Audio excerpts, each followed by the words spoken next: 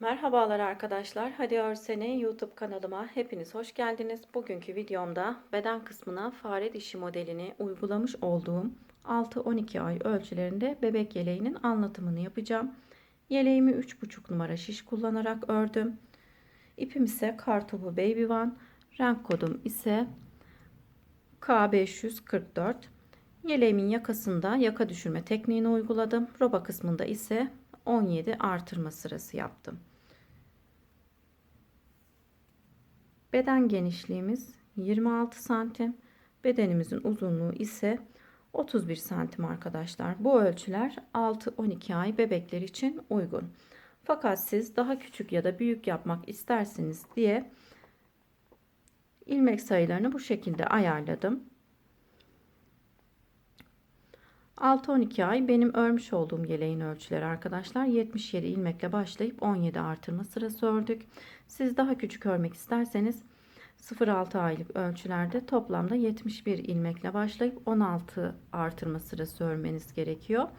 Daha büyük yapmak istiyorsanız da 12-18 aylık ölçülerinde 83 ilmekle başlayıp 18 artırma sırası yapabilirsiniz. Boyunu ise küçük yaptığınızda 4-5 sıra eksik, büyük yaptığınızda da 4-5 sıra fazla örerek boyunu ayarlayabilirsiniz. Ben bu yeleğimde bir ipten biraz fazla kullandım arkadaşlar. Şu son 4 haroşa sırasını ikinci ipten kullandım. Siz 0-6 aylık yaparsanız bir ip sizin için yeterli olur. Yeleğimizin arka kısmı da bu şekilde.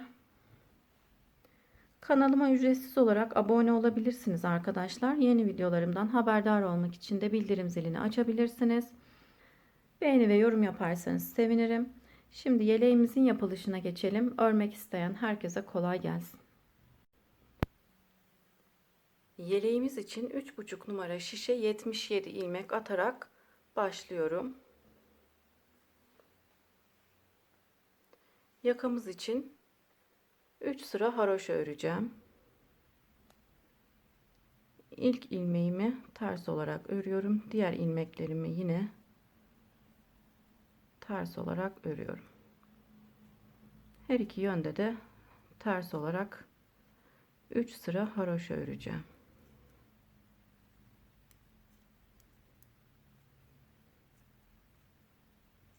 Haroşalarınızı düzden örüyorsanız her iki yönden de düz olarak örüp yine 3 sıra haroşa örebilirsiniz.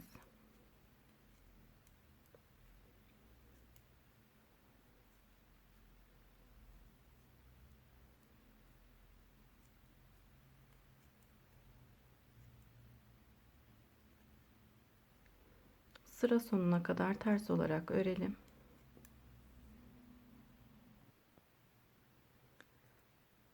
Sıra sonuna geldim. Sondaki ilmeğimi örmeden alıp ön yüze geçiyorum.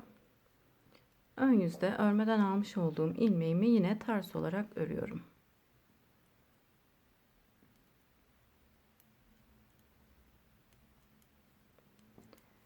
Diğer ilmeklerimi yine ters olarak örmeye devam ediyorum. 3 haroşa sırası yakamız için örelim. Daha sonra ayrımlarımızı yapalım.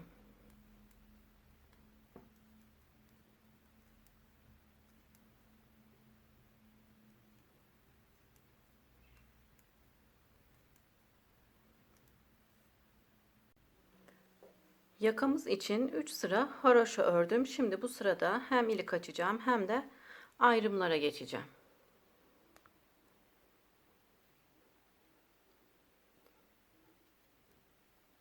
3 ilmek haroşa olarak örüyorum. Alttaki ipi şişime takıp yine ters olarak örüyorum. Yanındaki 2 ilmeği birlikte örerek kesiyorum. 1 ilmek ters örüp pat kısmımızı tamamlıyorum. Patımızda 6 ilmek haroşamız devam edecek. Önler 14 ilmek, kollar 10 ilmek, arkamız ise 21 ilmek olacak arkadaşlar. Aralarda ise 2 ilmek haroşamız olacak. Şimdi 6 ilmeğimizi ördüm. 8 ilmek düz örüyorum. 1 2, 3, 4, 5, 6, 7 ve 8. 8 ilmek düz ördüm. Önümüzde 14 ilmeğimiz oldu patımızla beraber. Şimdi ipimi öne alıyorum. Bir ilmek dolama yapıp arada olan 2 haroşa ilmeğimi örüyorum. İpimi arkaya alıyorum. Tekrar bir dolama yapıyorum. Kolumuz için 10 ilmek düz örüyorum. 1, 2, 3, 4, 5, 6, 7, 8, 9, 10.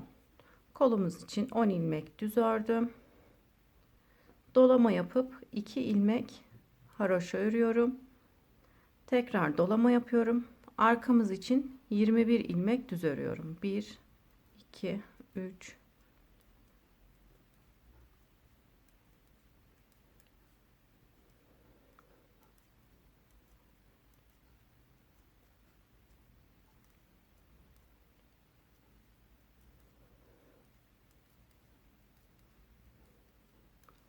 21. Arkamız için 21 ilmek düz ördüm.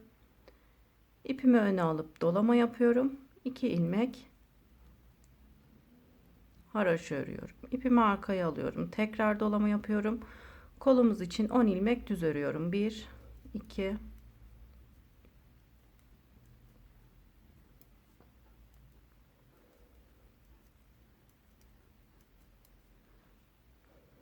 10 ilmek düz ördüm. İpimi öne alıp tekrar arada olan 2 ilmeğimi haroşa olarak örüyorum. Şimdi burada 2, 4, 6, 8, 10, 12, 14. 14 ilmeğimiz kaldı. 6 tanesi bizim pat ilmeğimiz olacak. 8 tanesi de düz ilmeğimiz olacak. Düz olarak öreceğiz önümüz için. 2 tanesini örüp döneceğim. Çünkü yaka düşürme tekniği yapacağım. İsterseniz siz yaka düşürme tekniğini uygulamayabilirsiniz ama uygularsanız da daha iyi olur.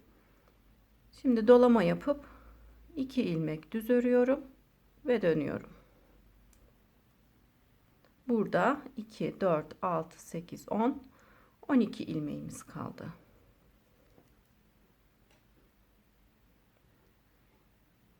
İlk ilmeğimi örmüyorum.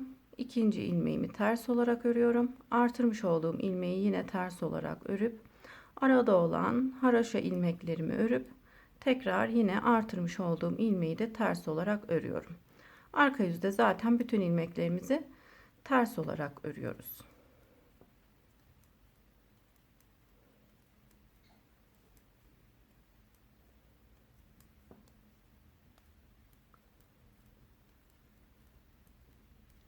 On iki ilmeğimiz kalana kadar ters olarak örelim.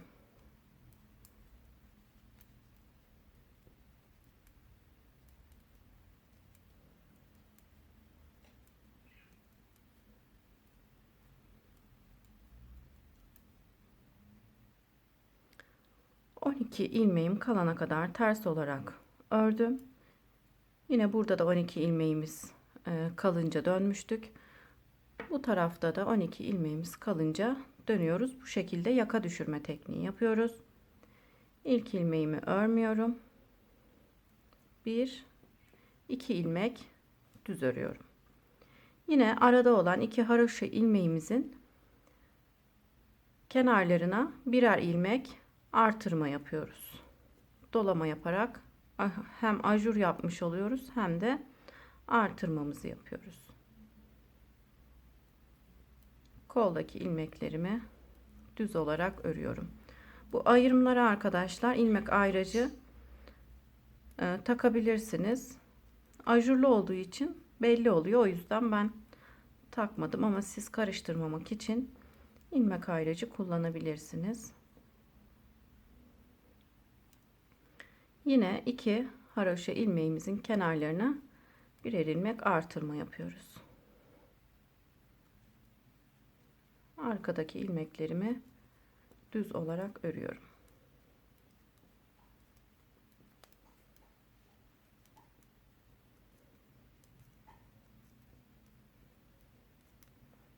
Bu roboyu arkadaşlar istediğiniz her modele uygulayabilirsiniz. Gerçekten çok kolay ve çok güzel bir robo. Her modele de çok yakışıyor. Yine ayrıma kadar ördüm. 2 ilmeğimin kenarlarına birer ilmek artırma yapıyorum. Şimdi koldaki ilmeklerimi örüyorum.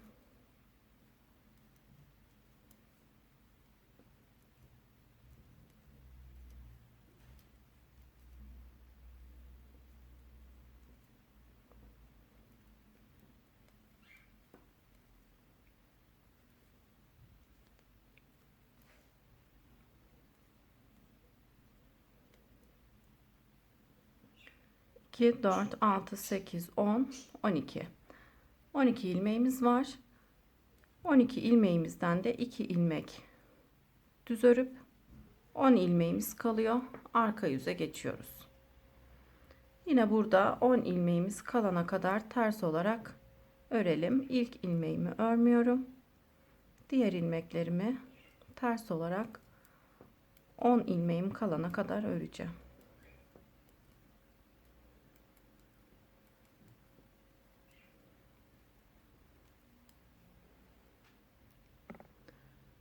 On iki ilmeğim kalana kadar ördüm. 2 ilmek örüyorum. Burada 2, 4, 6, 8, 10. 10 ilmeğim kalıyor.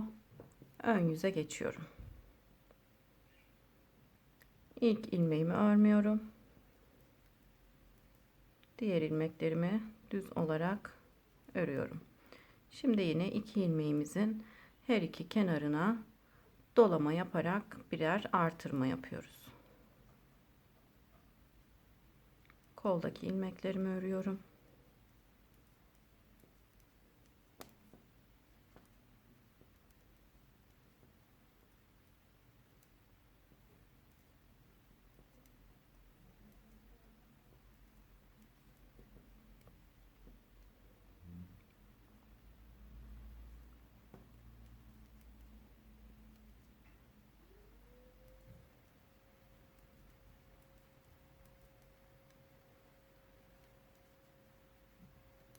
Arkada olan ilmeklerimi örüyorum.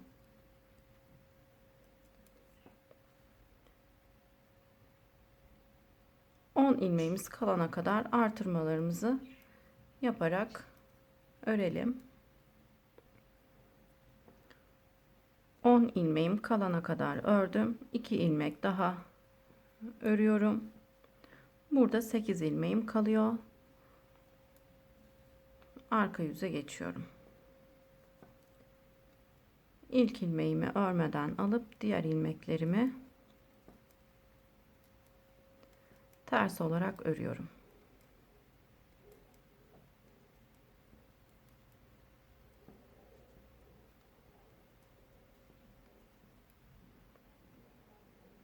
Yine burada 10 ilmeğimiz kalana kadar ters olarak örelim.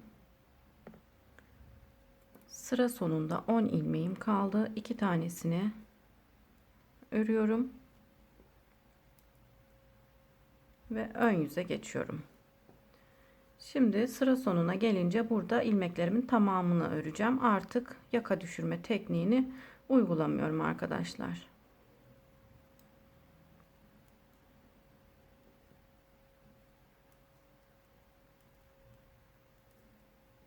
İlmeklerimi düz olarak örüyorum. Arada olan 2 ilmeğimin her iki kenarına da birer ilmek dolama yaparak ajur yapıyorum.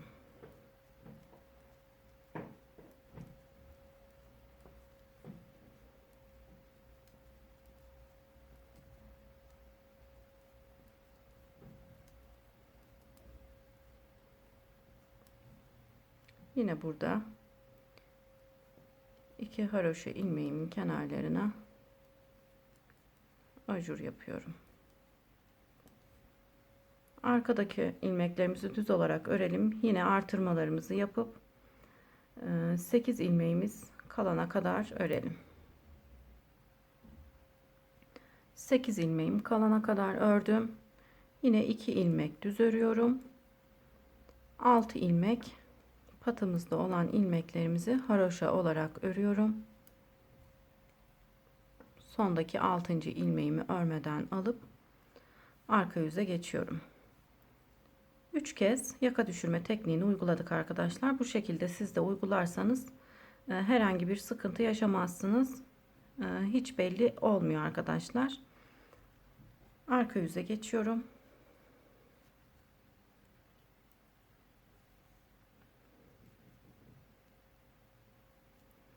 Arka yüzde ilmeklerimin tamamını ters olarak öreceğim. Sıra sonuna kadar bütün ilmeklerimi ters olarak örüyorum.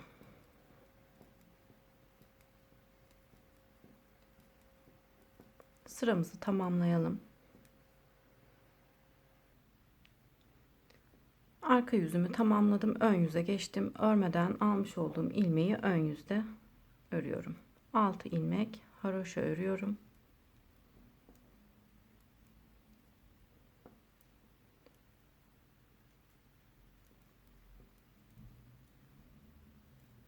Önde olan ilmeklerimi düz olarak örüp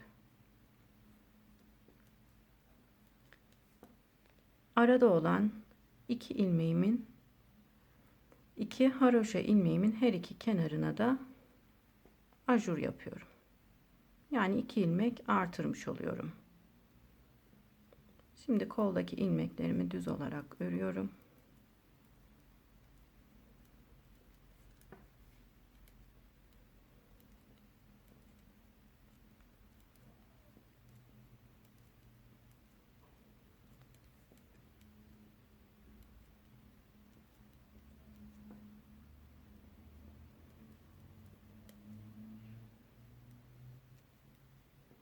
Arkada olan ilmeklerimi düz olarak örüyorum.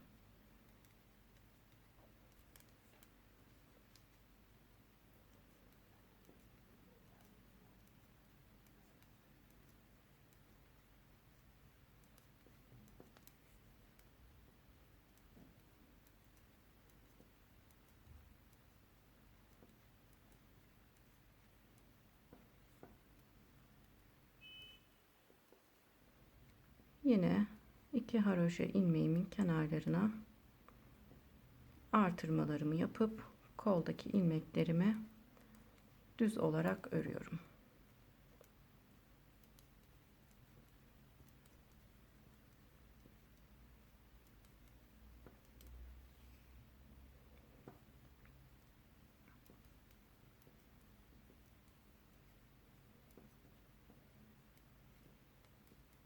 İki haroşa ilmeğimi örüp artırmalarımı yaptım.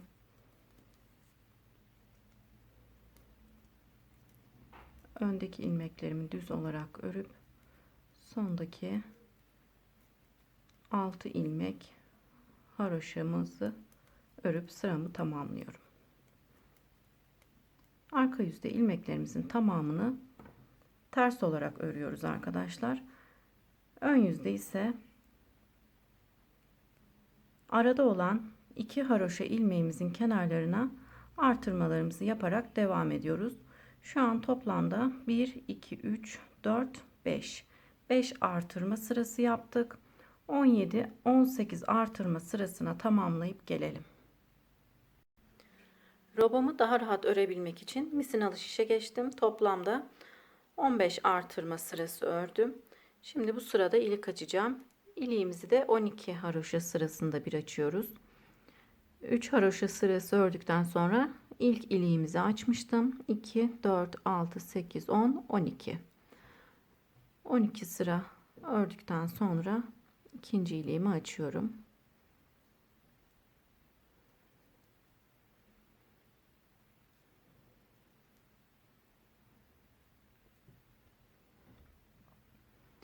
Üç ilmek ördükten sonra alttaki ipi şişime geçirip örüyorum. Yanındaki 2 ilmeği birlikte örerek kesiyorum. Şimdi 16. artırma sırasındayım. 17 artırma sırası ördükten sonra 3 sırada haroşa öreceğiz. Daha sonra kollarımızı keseceğiz.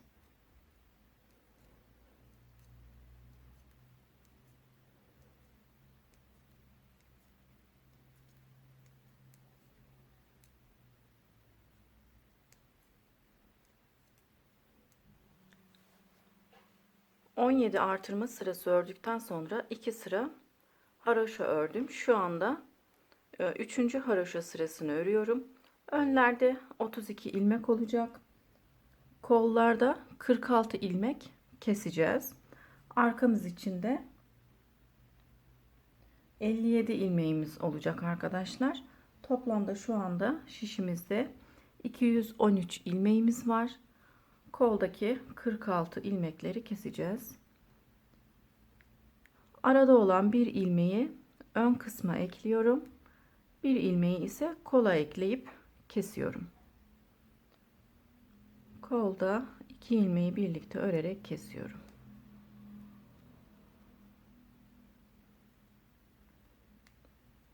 Toplamda 46 ilmek keseceğiz.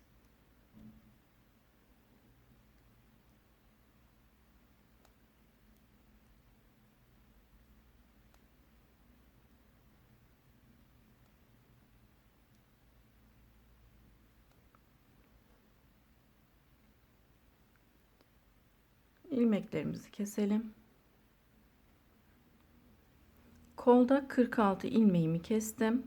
Yine burada arada olan 2 ilmeğin bir tanesini arka kısma, bir tanesini de kola ekleyip kesmiştim. Arka kısma ekliyoruz. Arkada 57 ilmeğimiz var. 57 ilmeği düz olarak haroşa olarak örüyoruz arkadaşlar.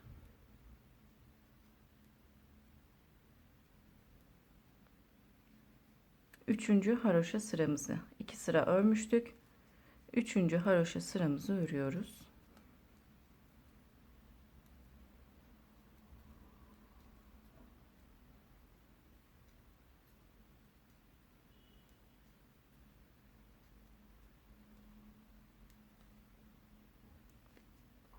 Ben robada 17 artırma sırası yaptım. Fakat siz yeleğinizin daha büyük olmasını istiyorsanız eğer 18-19 artırma sırası yaparsanız bu sayılar değişecektir arkadaşlar. 17 artırma sırası yaparsanız arkada yine 57 ilmeğiniz olacaktır.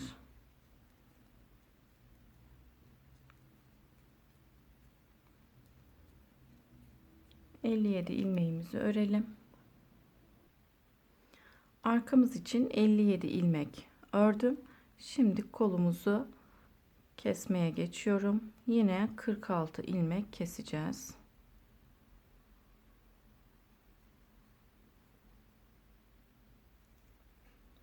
İlmeklerimizi çok sıkmadan keselim.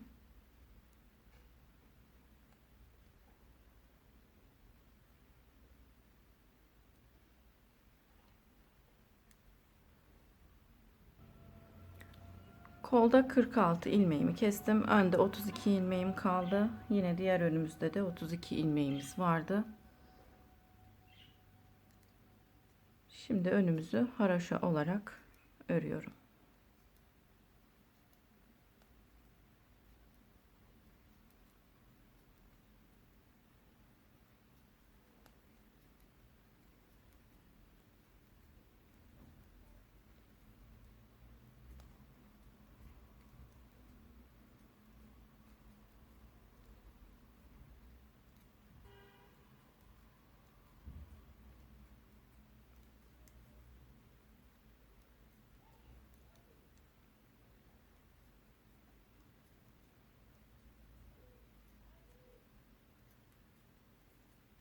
Sondaki ilmeği örmeden alıp arka yüze geçiyorum.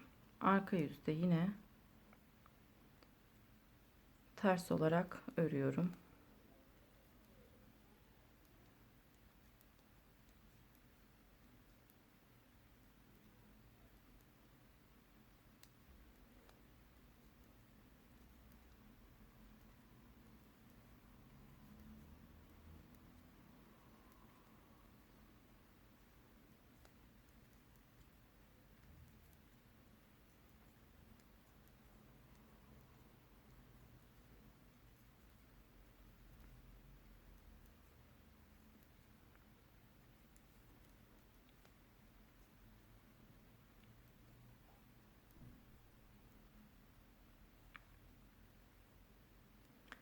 Şimdi artırma yapacağım arkadaşlar.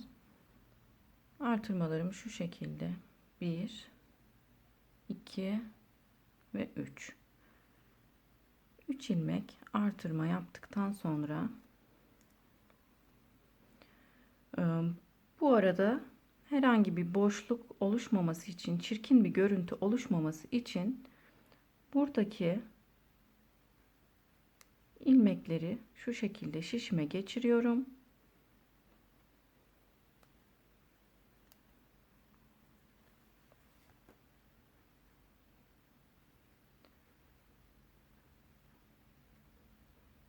Yine ters olarak örüyorum. Yani burada bir ilmek artırmış olduk.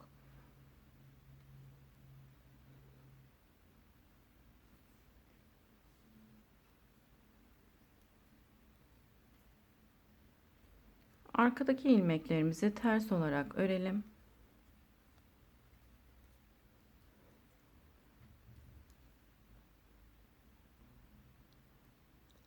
Arkadaki ilmeklerimi ördükten sonra yine burada 3 ilmek artırma yapıyorum. 1, 2 ve 3. Yine burada herhangi bir boşluk oluşmaması için tam şu ara kısımda buradaki ilmekleri şişime takıp bir ilmek örüyorum. Yani bir ilmek artırma yapmış oluyorum. Takmış olduğum 2 ilmeği birlikte örüyorum. Yani kol altında 4 ilmek artırmış olduk. Ön yüzde de 1 ilmek artırma yapacağız.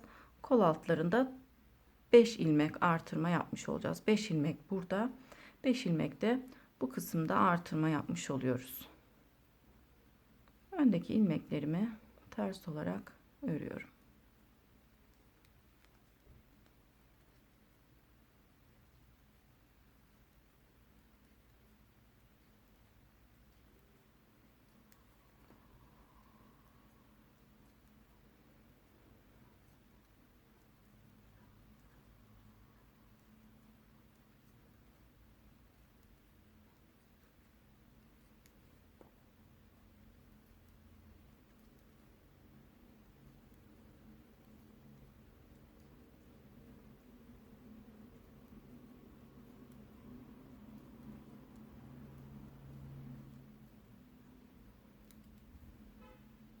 Ön yüze geçiyorum.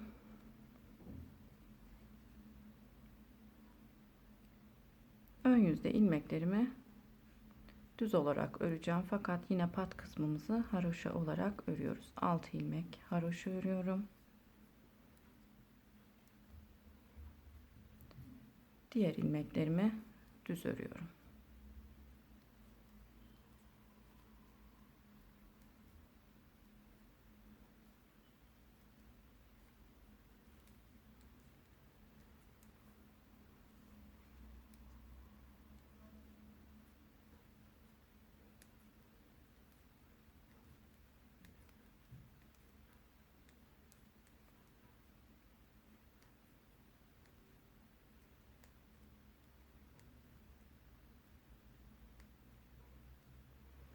Burada arkadaşlar ipimiz uzuyor. Bu ipimizle de şu şekilde bir ilmek atıp düz olarak örüyoruz. Yine burada herhangi bir bolluk oluşmaması için o ilmekle de bir ilmek artırmış oluyoruz. İple, uzayan ipimizle de bir ilmek artırmış oluyoruz. Toplamda kol altında 5 ilmek artırma yapmış oluyoruz. Bu şekilde artırmalarımızı yaparsak burada herhangi bir sıkıntı oluşmuyor arkadaşlar. İlmeklerimiz daha düzgün oluyor. Arkadaki ilmeklerimi düz olarak örüyorum. Diğer kolumuza kadar düz olarak örelim.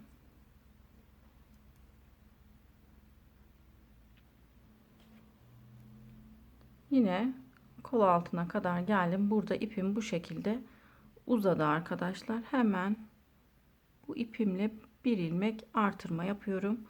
Uzayan ipi kaybetmiş oluyorum.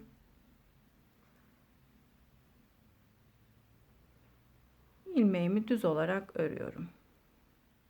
Toplamda kol altında 5 ilmek artırmış olduk. Uzayan ipimizi de o şekilde kaybettik.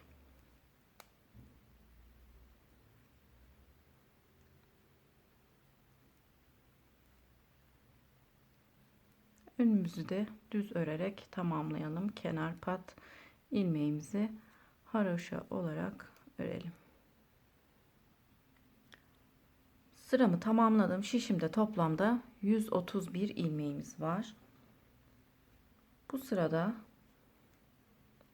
modelimizi kuracağız arkadaşlar. Fare dişi modeli yapacağım. Fare dişi modelimizi yapmamız için şişimizde tek ilmeğimiz olması gerekiyor. 131 ilmeğimiz var. O da zaten tek sayı arkadaşlar.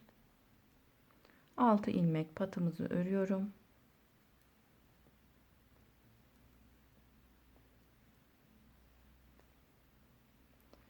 Şimdi ön yüze pat ilmeklerimizin hemen yanına düz ilmeğimizin gelmesi için pat ilmeğimizden sonra bir ilmek ters örüyorum. Ön yüze düz olarak gelmesi için.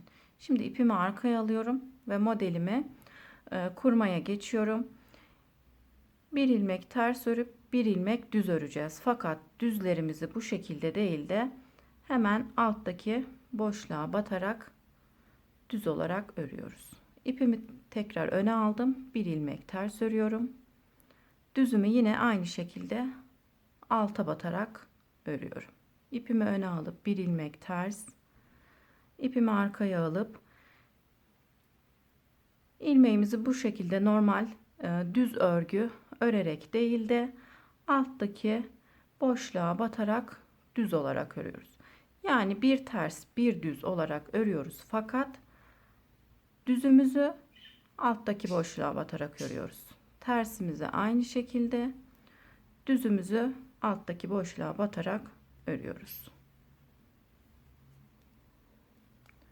Bir ters, bir düz.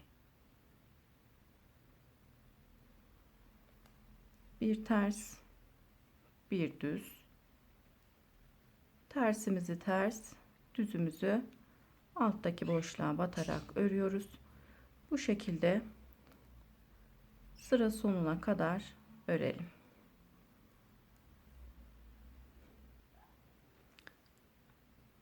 Sıramı tamamlamadan kol altında nasıl ördüğümü göstermek istedim. Yine kol altında da aynı şekilde örüyoruz. Bir ilmek ters. Yine şu şekilde alttaki boşluğa batıyorum arkadaşlar. Boşluk tam gözükmüyor fakat hemen altındaki boşluğa batıyoruz. Bir ilmek ters.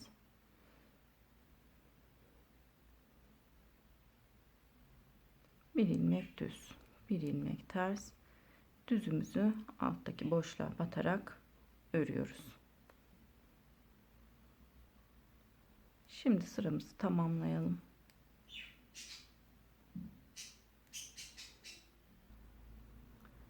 Pat kısmımıza kadar ördüm. Yine pat kısmımızı 6 ilmek haroşa olarak örüp ön yüze geçiyorum.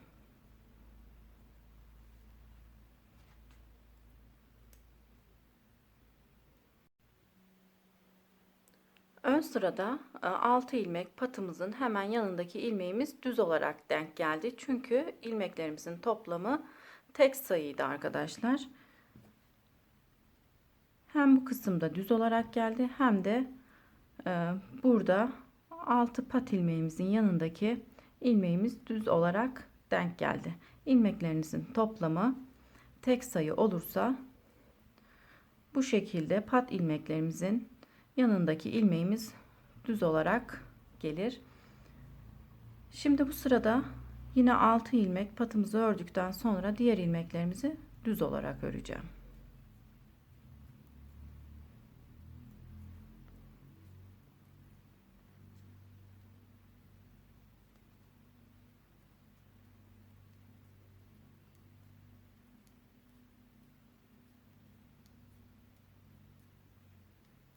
İlmeklerimizin tamamını düz olarak örüyoruz. Biliyorsunuz fare dişi modelini arka yüzden kuruyoruz. Ön yüzü düz, arka yüzü ters öreceğiz. Daha sonra tekrar ön yüzümüzü düz öreceğiz. Arka yüze geçince yine modelimizi kuracağız.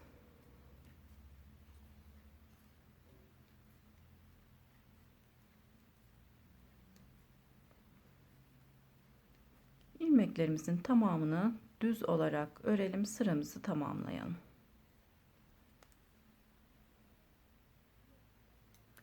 Ön yüzümü düz olarak örüp tamamladım. Şimdi arka yüze geçtim. Arka yüzde yine ilmeklerimizin tamamını ters olarak örüyorum.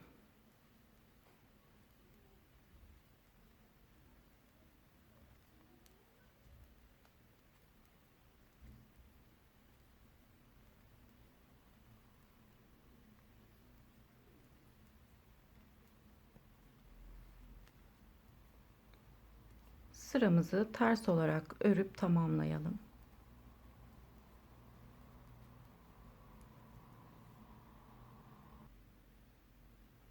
Arka sıramı tamamlayıp ön yüze geçtim.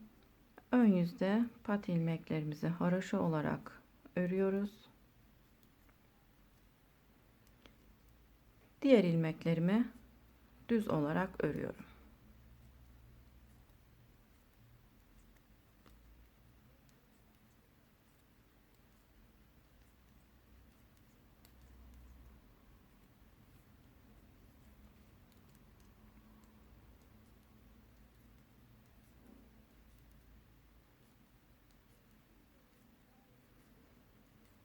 Sıramızı düz olarak örüp tamamlayalım.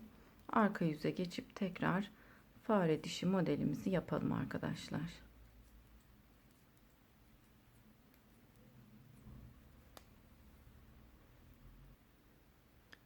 Ön yüzümü tamamlayıp arka yüze geçtim. Arka yüzde pat ilmeklerimizi haroşa olarak örüyoruz.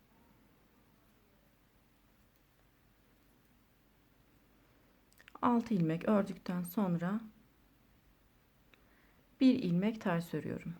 Çünkü ön yüzde pat ilmeklerimizin hemen yanındaki ilmeğimiz düz olarak ilerliyor arkadaşlar. O yüzden 6 haroşadan sonra bir ilmek ters olarak örüp ipimi arkaya alıyorum. Düz olarak ilmeğimin altındaki boşluğa batıyorum. Tekrar ipimi öne alıp bir ilmek ters, arkaya alıp alttaki boşluğa batarak bir ilmek düz örüyorum. Bir ters, bir düz. Bir ters, bir düz. Düzümüzü ilmeğin altındaki şu şekilde boşluğa batarak düz olarak örüyoruz.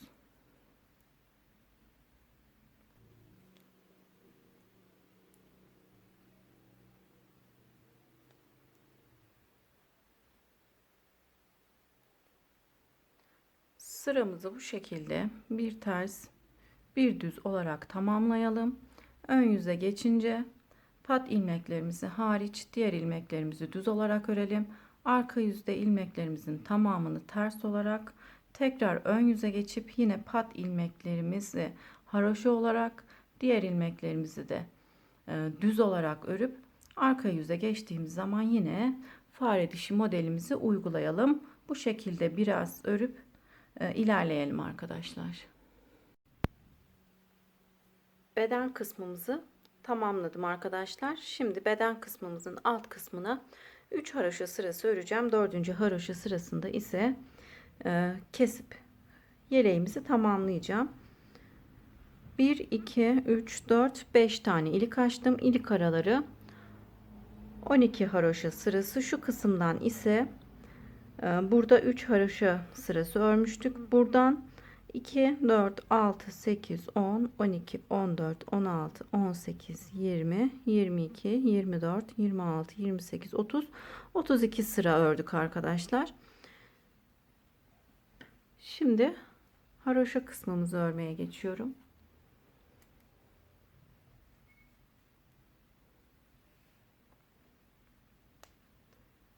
Bütün ilmeklerimi ön yüzde ve arka yüzde ters olarak öreceğim.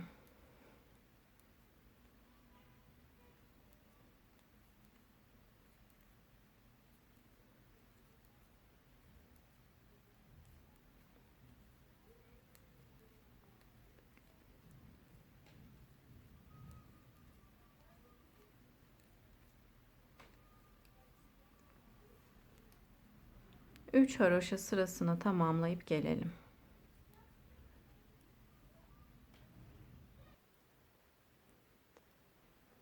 Üç haroşa sırası ördüm yeleğimizin alt kısmında. Şimdi arka yüzde kesmeye geçiyorum.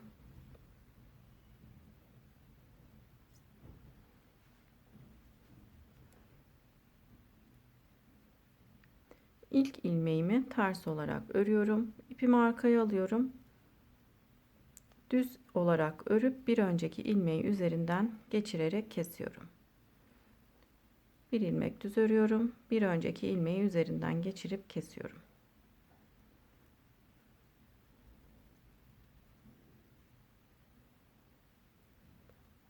Arka yüzde kesiyoruz.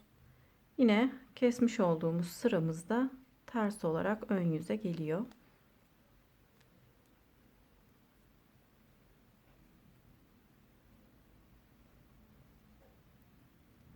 İlmeklerimizi çok sıkmadan keselim.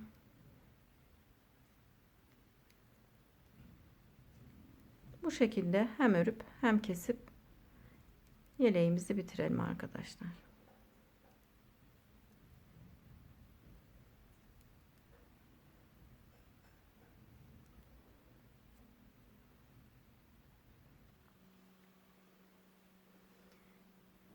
Yeleğimin alt kısmını keserek tamamladım.